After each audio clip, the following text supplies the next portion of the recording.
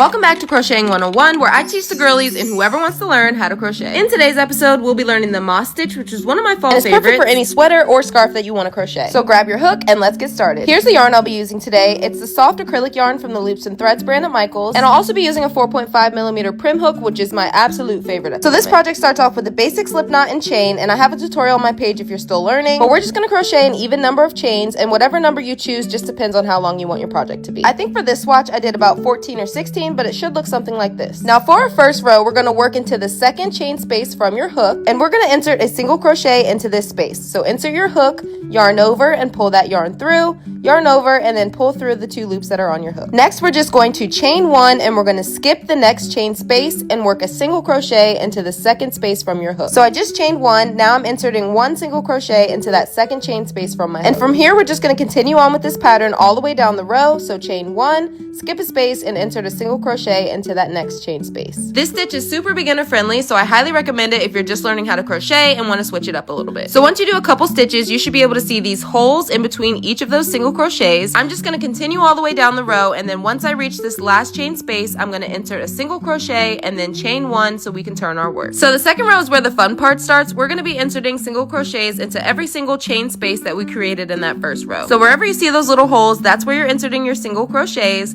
Then you're going to chain 1 and insert a single crochet into that next space. So you can see here I'm just continuing that pattern. So I just did a single crochet, chain 1, I'm skipping the next chain space and inserting my hook into that hole that we created in that first row. Continue this all the way down the row, and then once you reach the end, you're going to chain 1 as usual, and then insert your last double crochet into that second space from your hook. And once you're done, you've completed row 2. So insert your hook, yarn over, pull through, then yarn over and pull through both loops. And this is what your project should be looking like after 2 rows. You can kind of start to see the pattern forming, but I'm just going to continue on by chaining 1 and doing the exact same pattern all the way down the row. And after a couple rows, this is what your project should be looking like. As you can see, it is super stretchy, and I really love the texture that it creates. But for some reason, it's kind of hard to see on this video, so I decided to add another color so that you guys could get a good idea of what the stitch looks like. And to me, it's really cool how the stitch works into the previous row because they're kind of all linked together. So this stitch makes for a really great sweater fabric, but it also just looks really cool. So as always, let me know if y'all have any questions.